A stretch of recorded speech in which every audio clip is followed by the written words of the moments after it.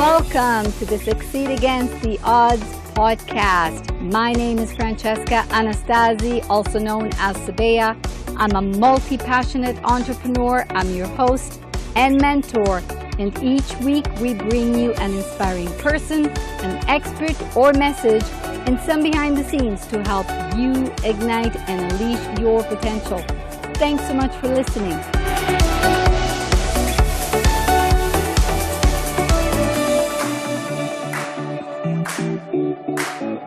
Welcome back to another episode of the Succeed Against the Odds show. Today, as my guest, I have Paula Quinsee, all the way from Johannesburg, South Africa. Welcome, Paula. Thank you so much, Francesca, and thank you for having me on your show today. You're very welcome. It's my pleasure. And Paula, you are a relationship expert. Can you tell us what does that mean? So basically, I work with relationship dynamics, and that applies to both your personal space and your professional space. First of all, starting with your relationship with self. So how you think about yourself, how you speak to yourself, how you treat yourself, lays the foundation for how other people will engage and interact with you. And then that spills over into our other relationships, primarily our romantic relationships, so relationship with our partner, and then relationships with our children. And in the workplace environment, it's about relationship dynamics in the workplace. So, for example, working with teams, leadership, conflict management, team dynamics, and personal development as well. That is pretty cool. So it pretty much covers everyone. Yes, absolutely. And Paula, how did you get inspired to get into this field? So it started through my own personal journey. Way back in 2006, I was in a relationship at the time, 6.5 years, that had hit rock bottom. And we were going for therapy. And our counselor referred us to Imago Relationship Therapy. So we went away on this couples weekend retreat. And I was absolutely blown away at the impact that Imago had on me. It was just so profound in helping me understand who I was as a person, and how my upbringing had shaped and influenced who I had become as an adult, and how I had forged relationships with other people as a result of all of my upbringing and childhood influences. And so there and then I decided that I wanted to teach this to other people, because life is too short to be miserable, especially in our relationships, which is supposed to be our biggest source of support and encouragement and love and nurturing. So I did that. I started training up in Imago Relationship Therapy. And in 2009, I then started working with individuals and couples in a part-time capacity, because I was still employed in the corporate world at that stage. My corporate background is marketing and advertising.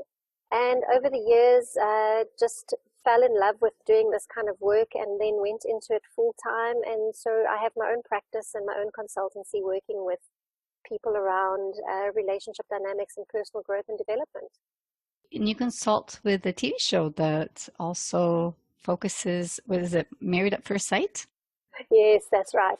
So when Married at First Sight came to South Africa, I actually saw a press release that had gone out about it. And to be honest, I had no idea what the show was about, because I wasn't really watching TV, particularly that kind of TV, as in reality TV. And so I thought, well, my priority here is I want to help the people that are going through this journey and be a support for them. So I contacted the show organizers and I said to them, I'd like to offer support to these couples, not really knowing what the show was about. And so they called me in for an interview. And when they explained the show format to me, I was like, oh my word, this is huge. And to be able to be a part of these people's journeys under such stressful conditions, meeting a stranger for the first time at the altar, saying I do, and literally getting married at first sight. And so, yeah, it's been an amazing journey in terms of I've learned so much, and I have been privileged to be a part of these couples' journeys and helping them navigate their way through this unknown charted waters of going from single life straight into a full-on marriage and trying to then build a relationship out of it. Sounds very similar, although being a show, they're signing up for this on their own. Sounds a Yes. lot like arranged marriages, where a lot of marriages in some countries, they don't see their spouse until the day they get married. So what are your thoughts on that? Like, can you actually make a relationship work with anyone? As you said, arranged marriages are not unheard of. They've been around for decades, and in some cultures and countries, they are still very much evident. And I think anybody can make a marriage or a relationship work, but it's on how you approach it. It's your intentions, it's your agenda, and it's your expectations stepping into this relationship. So if you go in there being, first of all, completely honest with who you are and where you are at and what you are looking for in a life partner, and then taking each step as it comes by being open to learning about self, but also about the other person, navigating the speed bumps. I call them speed bumps. So when there's differences or disagreements, it doesn't necessarily mean that you're incompatible. It's just feedback that something's not working. So how do you then look at that feedback and go, okay, what's not working here, and how can we find a way to move forward out of it and learn from it and grow at the same time? So before we started this recording and you were sharing with me privately about who you work with and the type of clients you work with, you mentioned couples that go through transitions because they're having children, or individuals who've gone through breakup, people in the workplace, relationship with, with coworkers and teams. If we look at let's just say the relationship between a husband and wife or two partners, what would you say with your expertise and based on your experience working with your clients, what would you say is the one ingredient that is the most fundamental to make a relationship work? Because I know a lot of people say if there's no love, this is all you need. I think there may be more to it than that. However, I'd like to hear your expertise and tell me if, I'm totally off track from my perspective. What would you say is the number one thing that would keep a relationship together, a peaceful one and a long-term one where everybody can be happy? So I would say connection. And connection is built on communication. So 90% of problems in relationships is due to the lack of communication. Either what is not being said because the relationship space doesn't feel safe.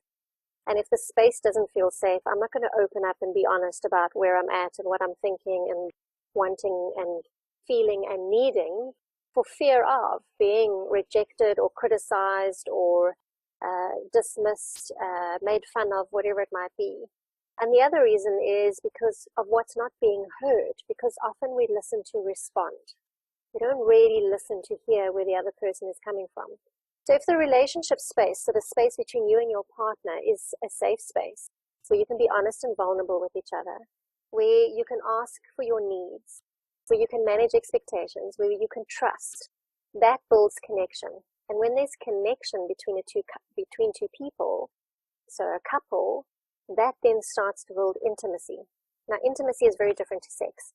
Intimacy is that sense of closeness, of togetherness, of being on each other's sides and having each other's backs, of being there for each other, of loving each other, caring about each other, nurturing each other. And that then leads into sex, which is as a result of that feeling of being close and connected to another person. It seems to me that communication is probably the base even for team and all relationships. Absolutely. When there's no connection, or when there's no communication, there's very little connection. And so when communication stops, war starts. That's when we start assuming things, we start interpreting things in our own way because we don't have clarity or we don't have the understanding. And so we start adding our own bits and pieces to the conversation to try and make sense of it, which is not necessarily the reality of the situation and the environment at that moment. I've known a lot of people, primarily in the male gender, who often have trouble wanting to accept help from a stranger. Yes. And going to counseling and to going to an expert. So what would you say would be a way to convince them that there's nothing wrong with doing that. That has nothing, it doesn't take away from who they are by seeking help. So I think that's because traditionally therapy has been made out to have a negative connotation to it, and that if you're in therapy, you have serious issues, and that is not true. So I like to use a car analogy here. So if you have a motor vehicle, you generally take it in for an annual service or an annual checkup to make sure that it's running smoothly, the engine's working, there's enough oil and water and all of those kind of things. And it's not that different to our relationship. Every couple hits speed bumps. And to take your relationship in for a service, in other words, going to a coach or a counselor or a therapist to help you learn tools, to equip you to cope and deal with situations better, can only make you stronger and last longer than those couples that don't ask for help. And when you don't ask for help, generally couples that don't ask for help, they leave it, and over time resentment builds, and when there is resentment, it eventually erupts and becomes a toxic spiral to divorce or breakup. Have you ever had a couple come to you and you said, you guys are not good together? So not in as direct words, because it's not my decision to make, it's their decision to make. But through observing their behavior, how they're interacting with each other, I have a pretty good sense as to whether this couple's going to make it or not, because you can see whether they're prepared to do the work or not. And to turn a relationship around takes hard work. In fact, a relationship in general takes daily work. It doesn't have to be hard work, but it's daily work. It's the little things that you do every day that builds your relationship. And to turn a relationship around takes hard work, because generally there is resentment, there's frustration, there's hurt, there's anger, there's wounding. So you have to heal that first before a relationship can move forward. And that can take time depending on how deep those wounds are. Very wise words. I have been in previous relationships where it was very difficult. And I wish somebody would say, it's time to quit. This is not working. I was in two previous marriages. They were, one 14 years, one 10 years. And, you try to make it work. And sometimes you just know it's just not going to go anywhere. And there's a time when you just have to call it quits, right? Absolutely. And I think that's where first and foremost you have to be honest with yourself before you can be honest with the other person. So you need to be honest with yourself and go, am I prepared to put in the effort? Am I really being sincere and genuine and authentic that I want this to work, or am I just going through the motions? So Paula, now you had mentioned to me earlier that you have programs that you offer. Can you share more about those? Absolutely. So I run a men's and a women's program in South Africa in a face-to-face format, and we've had phenomenal success with it. And we've recently taken those programs online in a self-study format, so people can go onto my website and just click on the course that they want, the men's version or the women's version, and download it and start working through it at their own pace in a self-study format. And the topics or the modules that we work through is values, goals, personal relationships, working relationships, leadership and mentorship, and work-life balance. So it's a well-rounded personal growth and development program. Love it. And you also, you did mention the ones that you have face-to-face. And how often do you run those? So I generally run them 2 to 3 times a year. So because they are 6-month programs, we meet every 2 weeks. And we go through the different modules and we work through them. And then this allows people time to go away and apply it, either in their personal space or in their working world, depending on where it's relevant for them. And then come back every 2 weeks and feed back into the group what's working for them, where they're getting stuck, where they're being challenged.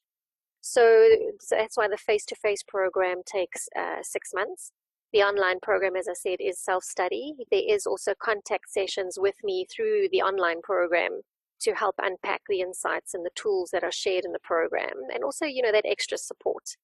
And then there's a lot of free resources on my website that people can download. So, for example, there's a relationship evaluation tool that you can download and work through and evaluate a relationship of any nature. It can even be your job that you want to evaluate, and it'll give you some great insights as to the value and the role of the relationship in your life. So there's numerous tools that people can also use. Wonderful. And what's your website so our audience can now look it up and go dig It's, ground? it's very easy. It's paulaquinsee.com. Excellent. And the link is in the show notes, so you can see the spelling. Click right into it. Go straight into the website. Awesome. Fantastic. Now, you also did a TEDx talk on, Yes, I did. yeah, Embracing Conflict. Was that the title? It was actually relationships are the currency of the future. And that's because with the work that I do, a lot of couples or individuals and also organizations often chase money or profits at the risk of self. So from an individual point of view, you're chasing potentially the status, the image, the lifestyle, and that's not necessarily going to sustain you in your lifetime, especially in times of need. And what do we do in times of need? We turn to people, generally our partners or our family or our friends. And in the workplace, if companies are only focused on driving the bottom line and profits, they can sometimes do that at the expense and the risk of losing their best people. So for me, money doesn't make the world go round, relationships do. And how are you investing in your relationships? How are you making time for your relationships? What is the quality of your relationships? If you don't make time for your relationships, then over time you won't have those relationships. They'll simply fizzle away. Yeah. And in the end, you end up with a void life. Absolutely. Or we find coping mechanisms. For example, right now, one of the biggest trends that I'm seeing is social media is becoming the third person in relationships. Mm-hmm. So when you're not feeling connected to your partner or in your relationship, you plug into social media platforms because you've got people liking, sharing, following, tweeting, and engaging with you. So it gives you some sort of validation and connection. But it's not real. It's not a real deep connection. It's kind of artificial in a way. Absolutely. And it's not sustainable. Relationships need to be nurtured, especially the ones that are important to us. Well, Paula, it's a total pleasure talking to you. Is there anything else before we go that you would like to share with our audience? I think for those individuals that are feeling frustrated or disappointed that they haven't been able to find that perfect person or been able to sustain a relationship, I would say, first of all, work on yourself. Get to know who you are and what makes you comfortable and the kind of life partner that you would like to have in your life. And then go out there and be that person in order to attract that person to you. Because like attracts like. We get attracted to like-minded people in terms of interests and culture and values and spirituality. On the other side, for couples that are in a relationship, to just encourage you that if you do hit a speed bump or a rough patch in your relationship, it doesn't mean that your relationship is over. It doesn't mean that you're not compatible. It's just giving you feedback that something is not working. So find a way to work through it together. Be each other's biggest support and biggest fans, and be a team. Work on it as a team, even if that means getting help, so that you can sustain your relationship for your version of happily ever after. I love that you said it kind of starts with yourself. You got to work on yourself first. Because if you don't, you can't rely on someone else to make the changes if you don't, right? You can't change anyone else. You can only change self. And if you don't know who you are, how can you expect someone else to get to know the real you? Exactly. Wow. So profound, yet so simple, and yet so profound. We are, or like, I think probably the most important relationship is the one we have with ourselves. Absolutely. Our whole life revolves around relationships. We start off our life in a relationship. In other words, our parents are in a relationship and we get conceived in a relationship. So we start life in a relationship. We are then in a relationship while we are in the womb. So in the womb while mom's pregnant with us. Then we get born into a relationship, which is our primary caregivers, so mother and father. And if you weren't the lucky one to be the firstborn, then it's relationship with your siblings and your immediate family, so grandparents, and then extended family, aunties and uncles and cousins. And then as you go through school and university or college, it's relationships with your friends. And as you move into the workplace, it's relationships in the workplace. And then there's a spiritual relationship, and whatever your spiritual preferences are. And some people would even say your relationship with money, in that, do you have a positive or a negative relationship with money? In other words, are you responsible with money, or are you reckless with money? So our whole world revolves around relationships.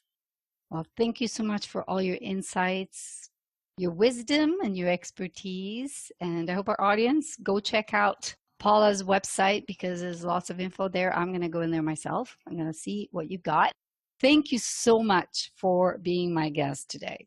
Thank you for having me on your show. I've really enjoyed talking to you. And yes. Thank you so much for listening. If you enjoyed this episode, please pass it on. And it would mean so much to me if you would leave an honest review on iTunes. I'd really appreciate it. Till next time, embrace your magnificence.